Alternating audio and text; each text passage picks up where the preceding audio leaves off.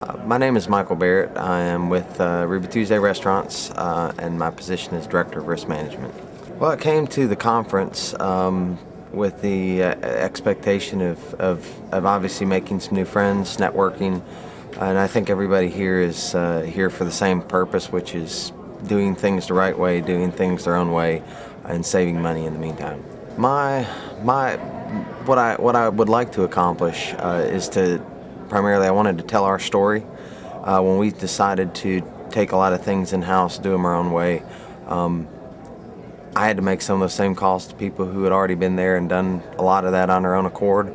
And hopefully I had some good feedback from people who sat in on my presentation. That was part of the reason of my expectation of coming, but alternatively, new friends and new contacts as well. I did attend some of the networking meetings. How was it? Very good. First of all, very good. The good side of it, obviously, you got a chance to do some one-on-one conversation. The only thing I ran into is being stopped back and forth from some of the meetings. If you ran into people, that was a challenge because you don't want to say no to them either. So what I've tried to go back and do is make sure if I missed a networking meeting for a scheduled time, to go back and make it up.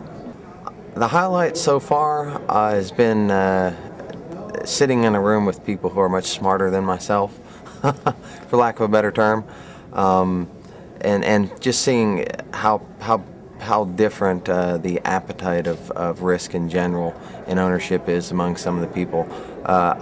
Today I've heard 2 or 3 different scenarios, none of which I've ever thought about before.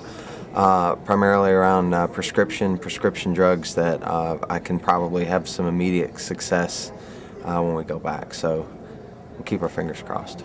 Medical tourism. No, we're not currently involved in the medical tourism, but we have some operations overseas, and I think that may be an option down the road. But again, we haven't spent a whole lot of time on it. But I sat in on 2 sessions today that make you think, just for the cost component, that it may be something you need to look at. I mean, we have an employee base of over 40,000 people, 900 restaurants across the country, so we have a lot of people get injured, and I don't think a lot of those folks wouldn't mind taking some of that stuff abroad, especially the way our health programs are set up. We have a high deductible health program, and every dollar that we save as a company, a lot of that goes back to their deductible. I do feel like it's got some possibility. We're talking about medical abroad, right? Yes. Absolutely. The frustrating thing is one of the first slides this morning we sat in on was talking about that the quality of some of the hospitals overseas was actually better than that featured in the United States, and to me that is, first of all, for what we charge, we should have the best, but if we don't, I think we should at least swallow our pride and see what makes those hospitals off the pond in Costa Rica or overseas a little bit better, because a lot of people would probably argue with you that we're the best, we're always the best, but when you've got the data to back it up,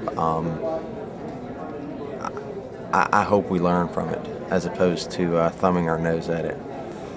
My expectation, I really didn't know what I was going into, but I figured it was going to be worth my time because I saw a list of people who were attending and contributors, and the whole theory about why you're here being self-funded, self-administered, self-insured, it's probably people who are looking for alternatives outside of the box.